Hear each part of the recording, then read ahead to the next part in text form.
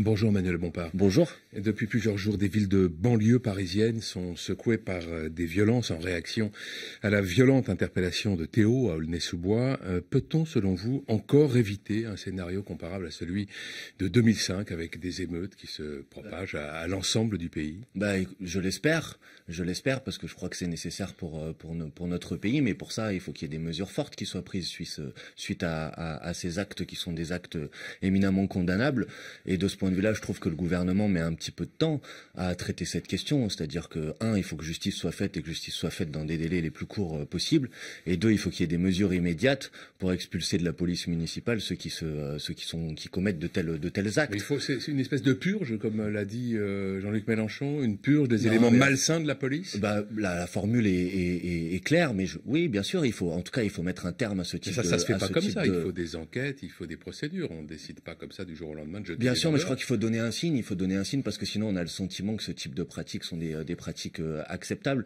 Et moi, j'ai écouté un petit peu le rassemblement qui a eu lieu à Bobigny samedi, et je crois qu'il y avait un sens des responsabilités. Alors, vous avez beaucoup insisté sur les violences de quelques individus à la fin du rassemblement, mais la teneur du rassemblement, c'était une teneur de calme, de gens qui sont fiers d'être français, mais qui n'acceptent pas que dans la police, qui doit être une police républicaine, et bien sûr, tous les éléments de la police ne commettent pas tels actes, mais clairement, il faut... C'est même une infime minorité. Bien sûr que c'est une infime minorité, mais ce type de pratique, franchement, elle détend le lien entre la police et la population, donc il faut mettre un terme dans des délais les plus courts. Alors reste que donc depuis plusieurs jours, des événements graves se produisent dans un certain nombre de villes, avec des destructions de mobilier public, avec des voitures incendiées. Quelles conséquences, selon vous, peuvent avoir ces événements sur la campagne présidentielle et sur l'élection présidentielle, finalement? Clairement, c'est pas une bonne nouvelle pour la démocratie, puisque je crois que les Français ne peuvent pas faire des choix qui soient des choix éclairés dans une ambiance qui ressemble à une forme de guerre civile. Donc c'est pour ça que clairement des politiques d'apaisement et des actes et des mesures d'apaisement doivent être prises dans les plus brefs délais. Donc c'est pour ça qu'il faut donner un signe. Donc il y a des mesures de long terme et des mesures de court terme, si vous voulez. Les mesures de court terme, c'est mettre un terme à ce type d'actes dans la police, donc en expulsant les éléments malsains. Et puis des mesures de long terme, c'est un travail sur la formation, parce que le viol est une pratique complètement inacceptable dans la police. Alors, j'ai posé ma question de manière plus précise, au fond, quand je vous demande quelles conséquences ça peut avoir sur l'élection présidentielle. Est-ce que ça peut favoriser un ou une candidate? Bien sûr, mais de manière générale, ça peut... C'est-à-dire, au fond, une France dans une situation quasi, le mot est peut-être un peu fort, mais insurrectionnelle, comparable à 2005, à quelques jours de l'élection, est-ce que ça favorise Marine Le Pen? Je n'en sais rien, en tout cas, je le souhaite pas. Sans doute, mais... Mais oui, mais ce que je souhaite, moi, c'est que cette élection présidentielle, elle permette de travailler et de se poser les vraies questions auxquelles est confronté aujourd'hui le pays, la question sociale, la question écologique, la question démocratique, et je crois que c'est ça les enjeux qui doivent être au cœur de cette élection. Donc il faut vraiment faire en sorte que ces événements-là, ne polluent pas la campagne présidentielle. Alors vous appeliez à des gestes d'apaisement. François Hollande va se rendre aujourd'hui à Aubervilliers pour rencontrer des jeunes, pour évoquer notamment avec eux la question de l'emploi. Est-ce que le président de la République est encore aujourd'hui, selon vous, en situation de faire retomber la tension? Je sais pas, en tout cas il est dans son rôle, je trouve que c'est normal qu'il fasse ce type de rencontre, mais clairement, si vous voulez, c'est deux questions différentes, mais la question de la situation sociale dans les quartiers populaires est une question aujourd'hui qu'il faut se poser. Donc il faut des créations d'emplois, il faut lutter contre le chômage, il faut lutter contre la pauvreté, il faut lutter contre la fin des services publics dans les quartiers populaires. Je pense que c'est ça qui préoccupe les citoyens de ces quartiers, donc il faut y mettre un terme, il faut y apporter des réponses politiques. Le rassemblement de la gauche pour la présidentielle agite beaucoup les esprits depuis un petit moment, du côté de Benoît Hamon, de Yannick Jadot, le candidat écologiste, de Pierre Laurent, le secrétaire national du Parti communiste. Est-ce que c'est aussi une préoccupation importante pour Jean-Luc Mélenchon? C'est une question forcément qu'on se pose, puisqu'on a trouvé positif que dans la primaire du Parti socialiste, la ligne qui soit la ligne politique de M. Valls ait été chassée, ait été mis dehors. Donc de ce point de vue-là, nous on considère que c'est une nouvelle intéressante pour le pays. Vous dites la chose dans ce sens-là. Ce que vous trouvez positif, c'est que ce soit Valls qui a été dégagé, pour reprendre vos termes, mais pas que ce soit Benoît Hamon qui a été choisi. Vous ne dites pas comme ça? Non, parce que je crois que ça correspond à quelque chose qui traverse le pays dans ses grandes profondeurs. Cette vague dégagiste, on l'a vu aussi au moment de la primaire de la droite.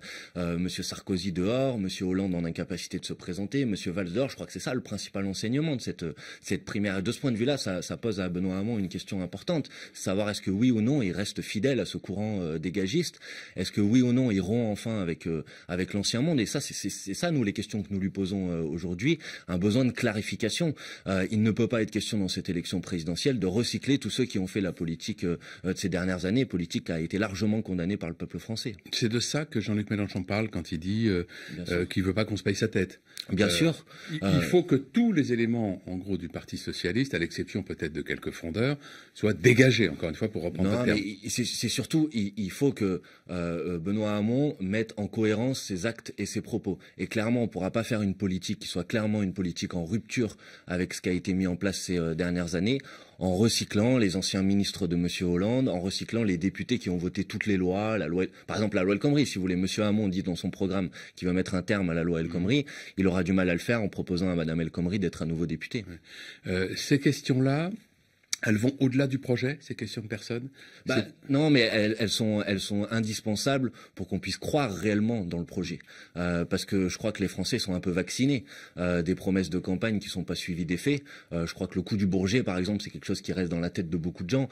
Et si vous voulez aujourd'hui un projet politique auquel les Français adhèrent pour changer vraiment notre société aujourd'hui, clairement, il y a besoin d'un certain nombre de clarifications. Ça, c'est ce que demande Jean-Luc Mélenchon. Et lui, de son côté, à quoi est-il prêt? À quelles concessions éventuelles est-il prêt pour favoriser ce rassemblement de la gauche? Mais toutes les concessions sont possibles à partir du moment où elles se font sur une ligne claire. Y compris celle éventuellement de ne plus être candidat? Écoutez, les affaires de personnes doivent jamais être le problème. Le problème doit jamais être considéré dans ces termes-là. Ce qui doit être traité d'abord, c'est la question du programme, du projet, et ensuite la question de la clarté des orientations politiques. Parce que sinon, on va raconter des histoires aux Français. Et je crois que les Français, ils en ont un peu assez des responsables politiques qui leur font des promesses et qui font l'inverse une fois aux responsabilités. Par exemple, sur la question européenne, si on prend cette question qui est une question importante, décisive aujourd'hui, je crois que beaucoup de gens avaient entendu M. Hollande nous dire qu'il allait renégocier le traité européen. Je crois que ça n'a pas été fait, puisqu'il est allé voir Mme Merkel et qu'il est rentré à la maison sans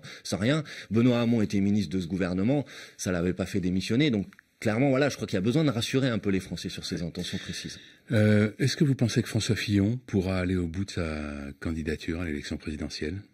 Franchement, je crois que sa situation est un peu intenable quand on a fait campagne sur la vérité, la justice, la suppression, l'exemplarité, la suppression des postes de fonctionnaires, et quand on verse de telles indemnités, parce que je crois que ce qui est le plus choquant dans cette histoire, c'est le montant des indemnités qui est en décalage total avec la situation sociale du pays. Il y a 9 millions de pauvres aujourd'hui dans ce pays, et quand M. Fillon s'en prend à l'assistanat, en réalité, j'ai l'impression qu'aujourd'hui, la question, c'est plutôt la question de l'assistante, pour faire un petit jeu de mots. Donc, franchement, il est dans une situation qui, à mon avis, une situation difficile. Qu'est-ce que change le décrochage dans les sondages de François Fillon? Qu'est-ce que ça change dans la campagne présidentielle? Je pense que ça montre que dans cette campagne présidentielle, tout est possible. Aujourd'hui, alors moi, les enquêtes d'opinion, vous savez, je les prends un petit peu comme des horoscopes. Tout le monde aujourd'hui, oui. Mais et puis je pense qu'on fait bien de le faire puisqu'elles se sont quand même toujours trompées. Mais clairement, ça montre qu'il y a une opportunité aujourd'hui pour être présent au deuxième tour de cette élection, qui se joue à 19-20%, et que donc les différentes propositions politiques qui sont sur la table, elles sont en mesure d'être présentes au deuxième tour. La France insoumise, la candidature de Jean-Luc Mélenchon, c'est une candidature qui aujourd'hui est en capacité d'être présente au deuxième tour et de proposer au pays un autre avenir. Merci Manuel Bompard. Merci à vous. Bonne journée. Bonne journée.